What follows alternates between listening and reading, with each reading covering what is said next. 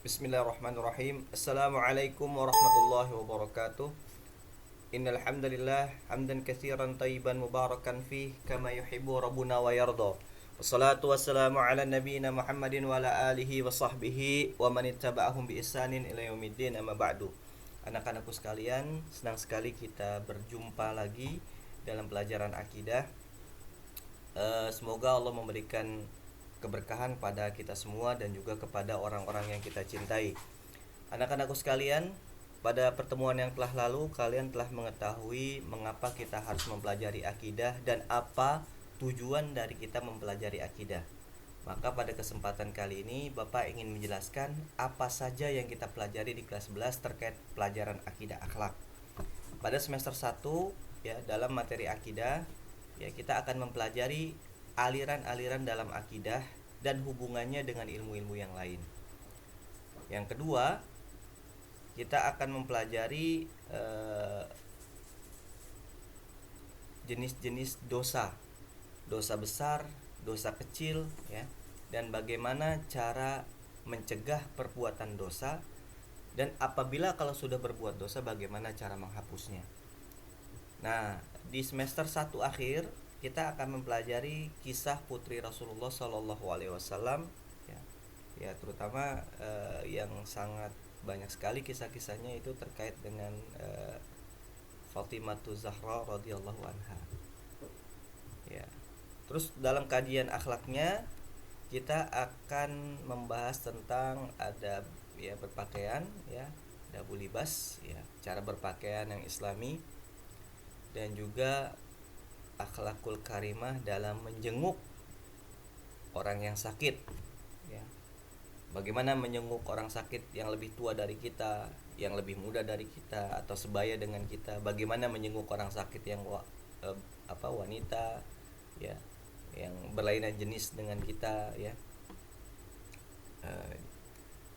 Dan di semester 2 kita akan mempelajari pensucian hati, yaitu tazkiyatun nufus ya, tazkiyatun nafs ya, dan juga kisah seorang sahabat yang mulia yang berbeda secara sosial ekonomi ya, Abdurrahman bin Auf dan Abu Dzar radhiyallahu anhuma. Akhlak di semester 2 kita akan mempelajari akhlak tercela, yaitu ya, maksudnya untuk dihindari ya, tabdzir, israf dan bakhil. Nah, di semester 2 akhir kita akan mempelajari tentang takziah ya, bagaimana kita melakukan takziah, adab-adab bertakziah, terus apa manfaat takziah buat kita ya, baik di dunia maupun di akhirat. Nah, inilah yang akan kita pelajari selama 1 tahun ke depan.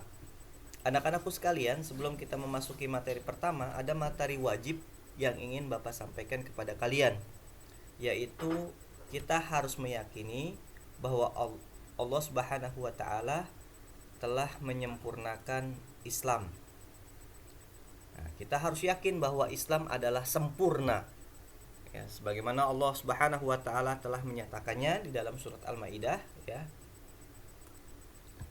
Pada hari ini telah kusempurnakan untuk kamu agamamu, dan telah kucukupkan kepadamu nikmatku, dan telah kuridhoi Islam itu menjadi agama bagimu.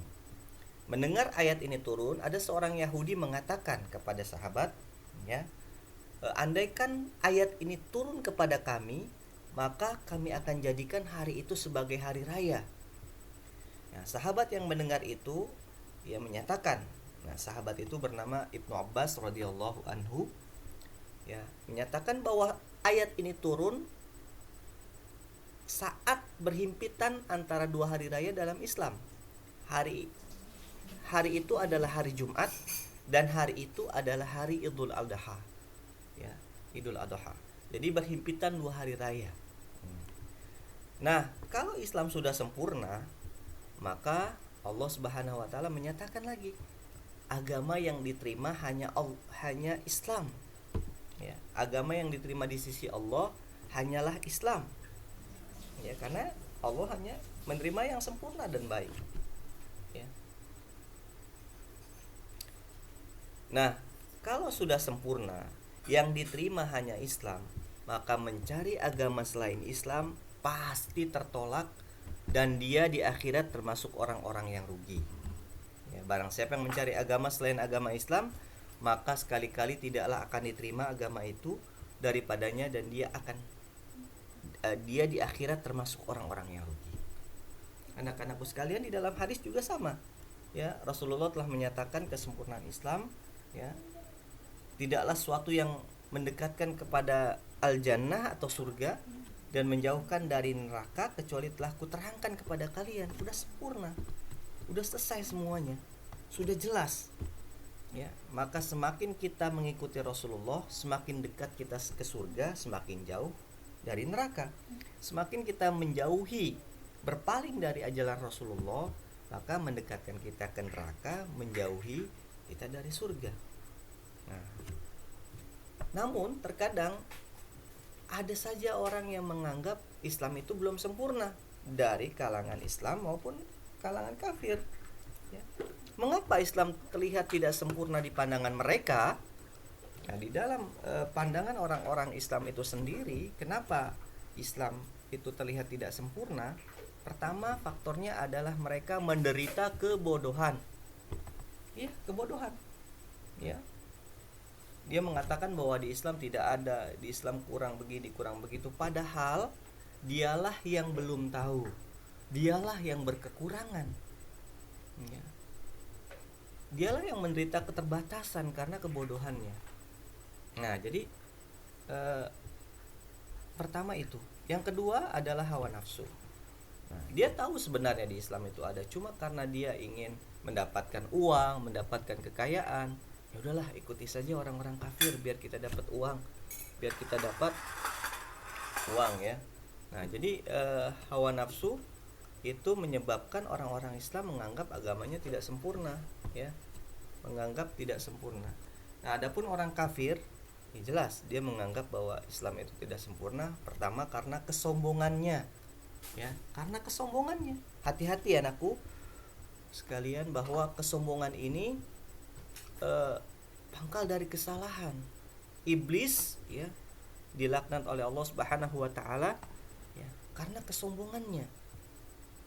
Kesombongan itu adalah batorul haqq wa ghamtun nas. Kesombongan itu adalah menolak kebenaran dan merendahkan manusia dan kemanusiaannya. Nah, ini faktor pertama orang kafir, ya, enggak menganggap Islam itu sempurna. Yang kedua adalah pikiran ateistik.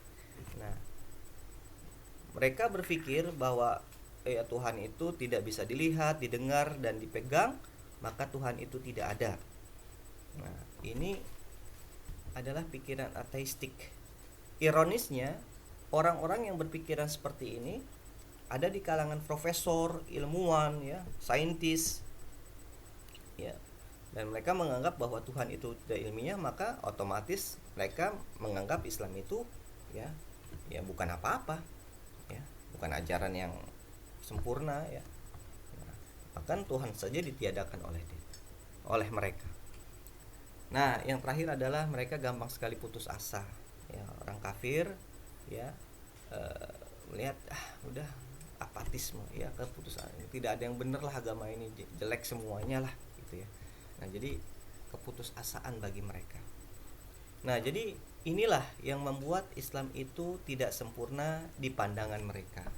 Anak-anakku sekalian, padahal semakin kita mengetahui Islam, maka semakin sempurna kebaikan-kebaikan yang kita dapatkan di dunia dan di akhirat.